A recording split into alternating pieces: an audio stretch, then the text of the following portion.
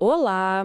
Hoje a gente vai mergulhar numa tensão que está rolando, né? Entre duas instituições bem importantes aqui no Brasil. Quais seriam? O Supremo Tribunal Federal, o STF, e o nosso Ministério das Relações Externas, o Itamaraty. Ah, sim.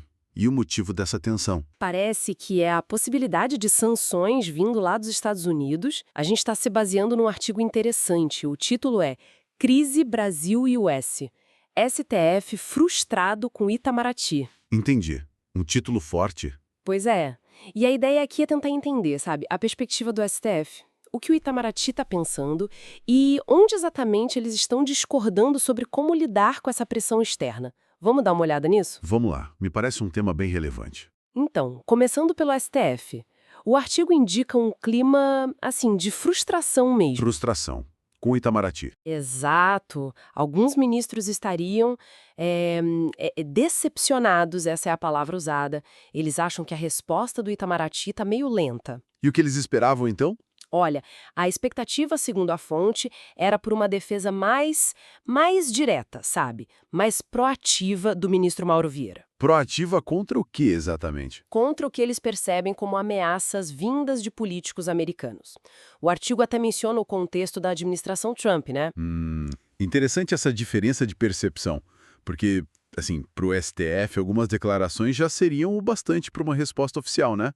Pública. Que tipo de declarações? O artigo cita duas coisas. Primeiro, falas do senador americano Marco Rubio, que admitiu a possibilidade de sancionar o ministro Alexandre de Moraes. Nossa, isso é bem direto. Sim. E segundo, aquele anúncio de restrições de entrada nos Estados Unidos para quem fosse visto como censor. Uma crítica que fazem ao Moraes lá fora. Entendi. E o STF achou que isso já pediu uma resposta firme do Itamaraty? Exatamente.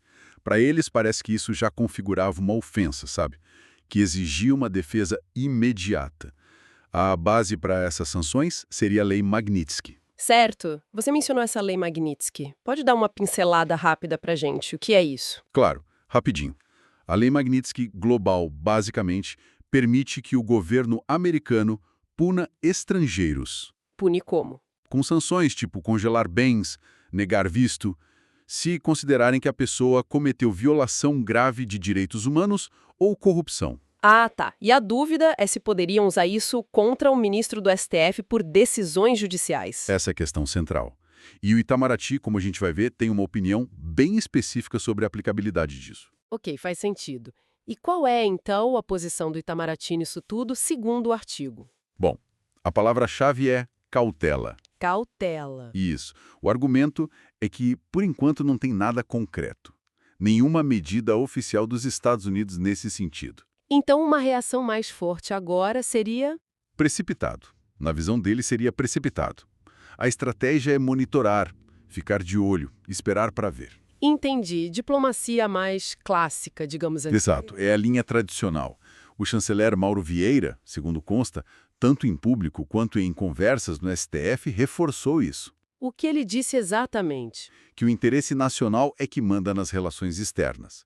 E ele questionou se essa lei Magnitsky poderia ser aplicada fora dos Estados Unidos nesse caso. Ah, o argumento legal. Sim, ele argumenta que uma lei americana não poderia, a princípio, punir um agente de outro país soberano no exercício da função, né?